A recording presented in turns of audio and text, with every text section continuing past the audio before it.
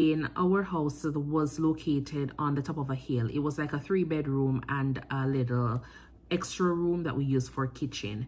At the foot of the hill was an old shop that we use for storing like ground provisions, so like tomato, pimento, sweet pepper, whatever it is that my dad had grown and reaped. That's what we normally store in that old shop.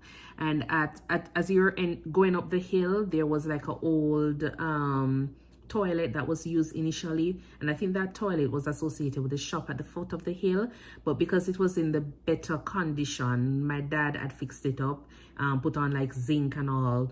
You have a little curtain, so when you go in and use the bathroom, you have a little bit of a privacy. And then when you're ready to leave, you're opening, trying to peep out to see if there's anybody, and then you'll run out and climb up the top of the hill.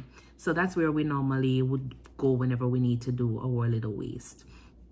At the top of the hill, as I said, there was a 3-bedroom and there was a little extra room that we normally use for a kitchen. We never had inside showers, so we normally had to take our baths outside, and that was another little shed that my dad had fixed up for some privacy for us to take our baths in the day. We never had running water, so we normally would have to go to our neighbor's house, our brother Will, and that's where we normally get water. We'll walk with small containers. From when we were like a younger kids, we would normally walk over there to get water at their standpipe, and then we'll walk back. That walk usually takes about 5 minutes to go and 5 minutes to come back, because remember, you're very young, so you're not really taking big steps to finish